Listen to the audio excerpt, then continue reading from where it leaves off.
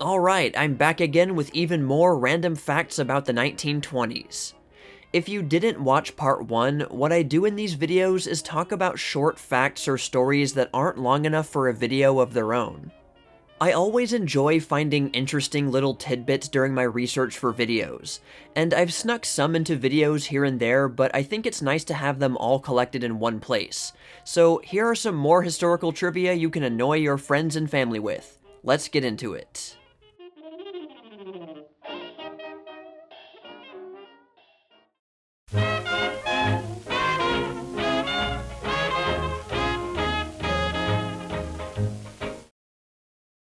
If you think you're not interested in my random facts, before you click off this video, just listen to the first thing on the list. Okay, are you ready? The first adult animation. That's right. I found out about this a while ago, but I didn't know what video I could possibly include it in, so here it is. You might be thinking, it can't be that bad, right? I mean, it was the 1920s. Things always seem more innocent from so long ago. Well, you would be wrong. I didn't expect it either, but it's actually a lot more inappropriate than you probably think. The title is Ever Ready Heartin' and Buried Treasure, and it was made in 1929. There are a lot of, for lack of a nicer word, fetishes addressed in the film. It's actually hilarious, I'm not gonna lie. The animation style is exactly like what you'd expect from that era of cartoons. Think Bosco and Felix the Cat. You know, rubber hose animation, but full-on adult content. Supposedly, a number of the most famous animators of the day worked on this cartoon, though I don't think that's been completely confirmed. They certainly wouldn't have wanted to get caught being involved in this because of what it could have done to their public reputation. Aside from the unexpected loss of innocence, the gags are quite clever, in the most inappropriate and depraved way imaginable. That's about as far as I'll go here to keep this video from being demonetized. Obviously, I can't show the film here on YouTube because of how graphic it is, so I apologize for the boring screen presence, but you can find it on the Internet Archive. But it's definitely an 18 and older video, so don't say I didn't warn you. If you want to see skillfully censored clips of it on YouTube, you can check out Saberspark's excellent video about it. Not long before he made that video, I left a comment about Ever Ready Heartin', and I don't know if he made that video because of my tip-off or not, but I like to think I had something to do with it. A woman named Lucy Gaston Page declared herself a presidential candidate in 1920, and a big part of her platform was to abolish cigarettes. She really hated them. She said she couldn't support Warren G. Harding because he had a, quote, cigarette face. But she dropped out of the presidential race before it even really started. She got fired from anti-tobacco organizations multiple times because she refused to compromise, so strong was her hatred of cigarettes. She was hit by a car in 1924, then found out that she had throat cancer, which she died from shortly after. It's a bit ironic considering that throat cancer is most often associated with smoking. Alaska P. Davidson was the first female agent in the FBI, which was actually called the BOI back then, the Bureau of Investigation. Davidson was hired in 1922 by the Bureau's director, William J. Burns, but when J. Edgar Hoover became the director in 1924, he requested that Davidson resign because he had no use for a woman agent, and she resigned. There were also two other female BOI agents in the 1920s, Jessie B. Duckstein, who also resigned in 1924, and Lenore Houston, who became an agent in 1924 and resigned in 1928. Hoover hired Houston after being pressured by a congressman. In part 1, I talked about the first women to become governors in the US, but I only recently found out that in 1922, 87-year-old Rebecca Latimer Felton became the first woman to become a US senator. But there was a catch. She wasn't elected. She was appointed for one day as a gesture. The senator who had occupied that seat died suddenly, and the governor of Georgia had the power to appoint someone to temporarily fill in until there was an election. Felton had been an outspoken advocate for women's rights, so I'm sure she appreciated the gesture. Oh, and by the way, she had also been a slave owner right before the Civil War and was extremely racist. So yeah, maybe she wasn't the best person for that distinction. After the results of the 1920 US Census were in, the Census Bureau announced that the urban population had officially passed the rural population, at least by their definition of urban, which meant a city with more than 2,500 people. Although 1920 probably wasn't the exact year that it happened, since it could have crossed that point any time within the 10-year period between the 1920 census and the previous one, but it certainly showed where the trend was quickly heading. In 1921, in an unfortunate slip of the tongue at her engagement party, Hadley Richardson accidentally introduced her fiancé, Ernest Hemingway, as the first man killed in France during the World War. She meant to say that he had, supposedly, been the first American wounded in France during the war. But I don't think anyone thought he was actually dead since, he was right there in front of them, so there probably wasn't any confusion. Just like in the last video, I have to bring up Prohibition, the boogeyman of the 1920s. But this time, we'll take a slightly different look at it. It's often said that Prohibition was a total failure, and in many, if not most ways, it was. But one of the goals that Prohibition supporters set out to achieve was achieved, believe it or not. Or at least, it probably was. At first, Prohibition actually succeeded in decreasing alcohol consumption to only 30% of the pre-Prohibition level. This kind of data for the Prohibition era is much less precise than other time periods, for the obvious reason that researchers couldn't accurately gather all the information about a substance that was supposed to be outlawed. Evidence for this apparent decrease was that there were less arrests for drunkenness and fewer alcohol-related deaths like cirrhosis of the liver.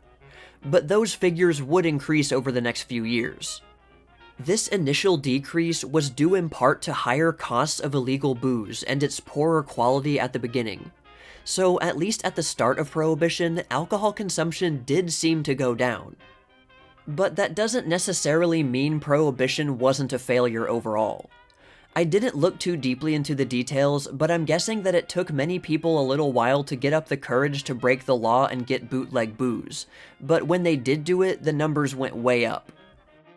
I've talked a few times about Sinclair Lewis's best-selling novel Main Street, which sold an astonishing 180,000 copies in the first 6 months of publication. It was so well received and critically praised that it won the Pulitzer Prize. Well, that is, until the Board of Trustees overturned the initial decision of the jury, granting the award instead to Edith Wharton's novel, The Age of Innocence. So, Lewis was absolutely robbed of the award, or at least that's how he felt. I didn't even know that it was possible to overturn the decision until I read this story, so I guess I learned something new too. Anyway, when Lewis won the Pulitzer Prize for his other novel, Aerosmith, in 1926, he rejected the prize because he was still annoyed by the previous snub 5 years earlier. As many of you know, the tragic Straw Hat riots are near and dear to my heart. In the video where I read out some of the New York Times articles about it, some of you noticed an interesting detail. For those of you who didn't notice or don't remember, the magistrate who presided over some participants of the Straw Hat riots was named Peter A. Hatting. I'm always really interested in the last survivors or witnesses to historical events. It's always really cool to see how long after an event someone has lived, so let's take a quick look at the last veterans of some of the bigger wars of the 1920s. First off is the Irish War of Independence/Civil War. The last surviving participant was an Irishman named Dan Keating, who died in 2007 at the age of 105. He fought in both conflicts and was on the anti-treaty side during the Civil War. He was also suspected of being involved in the murder of an Irish constable in 1921, but his story goes beyond the 1920s. He was also involved in an assassination plot in 1933, and was arrested a few times in the 1930s for his participation in various acts of orchestrated violence. Then he was involved in a series of bombings in 1940, and was arrested yet again.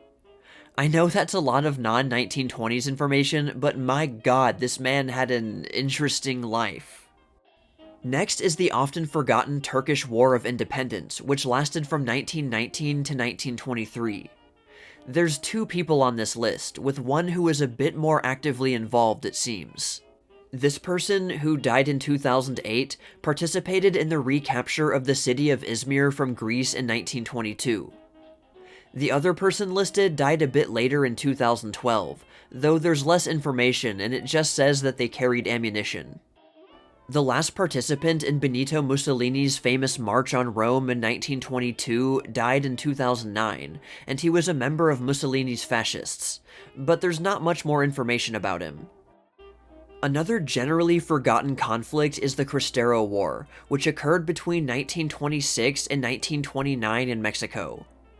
The last surviving participant died in 2016, and he had been on the side of the Cristeros. Next up is the Northern Expedition, which was when Chiang Kai-shek attempted to reunify China by getting rid of the regional warlords one way or another. The last veteran was part of Chiang's nationalist army, and he died in 2017. Yet another forgotten war was the Rif War that happened in Morocco, fought from 1920 to 1926 with the local Berber tribes pitted against Spain and France. The last surviving participant was a Spanish man who died in 2018. We often think of the 1920s as a rather progressive time, even though that wasn't exactly true. One of these counterexamples is the fact that membership in the Ku Klux Klan peaked around 1924 at an estimated 4 million. And let's mess around with numbers for a bit. With the total US population at the time sitting at around 114 million, 4 million might not seem like that big of a percentage. But if we subtract all the groups that the KKK hated because those people never would have joined them, that number is much more shocking. The 1920s iteration of the KKK spent much of their time hating Catholics, and there were about 20 million Catholics in the US in the 1920s. The total black population was about 11 million. Then there were about 4 million Jewish people who the KKK also hated. So with those rough estimations, the figure of 114 million goes down to about 79 million, and 4 million out of 79 million is 5%. Assuming I didn't leave out another big group of people, that's roughly 5% of the people they deemed eligible for membership became members. I thought that was pretty crazy. There's a lot more to say about the KKK in the 1920s, but I'll save that for a future video, though it might be impossible to keep it monetized.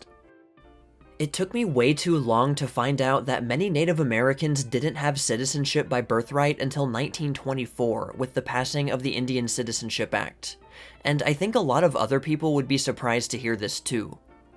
You would have thought that Native Americans would have been granted citizenship under the 14th Amendment from 1868, which stated that, quote, "All persons born or naturalized in the United States and subject to the jurisdiction thereof are citizens of the United States and of the state wherein they reside."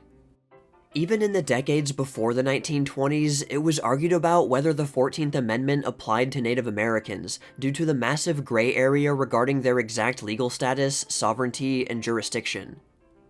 Previously, Native Americans could become American citizens through military service or by cutting off association with their tribe. But not everyone was eligible for military service, and understandably, many Native Americans didn't want to disassociate from their tribe, so they would have been forced to choose between being a citizen of their tribe or being an American citizen. The Supreme Court ruled in 1884 that even by disassociating from their tribe, they didn't necessarily become an American citizen, and also that they didn't have citizenship by birthright. This decision went unchanged until 40 years later with the Indian Citizenship Act. Even compared with other marginalized groups, this basic right came very, very late for Native Americans. It's cruel irony considering the fact that they had lived in the territory for longer than any other group of people. Going back over to Hollywood, the first real Hollywood movie premiere occurred in 1922 for the Douglas Fairbanks movie Robin Hood, and it was at Grauman's Egyptian Theater. Fast forward to 1929 and the first Academy Awards was held. But unless you were one of the 270 people who attended it, you wouldn't have been able to see it or even hear it on the radio. It was not a public ceremony, but was a private event inside the Blossom Ballroom in the Hollywood Roosevelt Hotel, and it lasted a mere 15 minutes. Films released between August 1st, 1927 and July 31st, 1928 were eligible. And there were some big titles up for nomination, including Wings, Sunrise, A Song of Two Humans, The Circus, Speedy, Underworld, The Crowd, Seventh Heaven, and The Last Command. The category of Best Picture was actually called Outstanding Picture, and this was the only time that wording was used. It was the same with the category Best Engineering Effects, which is now the Best Visual Effects category. There was also the category of Best Unique and Artistic Picture, and this was the only time a category like that ever existed. I'd like to cover the first Academy Awards in a standalone video in more detail sometime, so I'll leave it at that for now.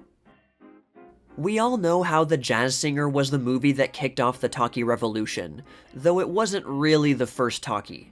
You can see a more in-depth rundown in my video, Myths and Misconceptions of the 1920s Part 1. However, it was the first feature film to have synchronized spoken dialogue. Or was it? A different movie called The Better Ole from 1926, starring Sid Chaplin, also has a claim to the same title. It was the second feature film to use the Vitaphone sound-on-disc process, and was part of the short transitional period of sound films, which had recorded music or sound effects that was synchronized to the movie but still had intertitles. Towards the end of the movie, one character is trying to communicate the word coffee to another character, and he can be heard whispering the word, allegedly. This small detail is still debated today, but I hear the word clear as day. I'll just play the clip for you and you can judge for yourself.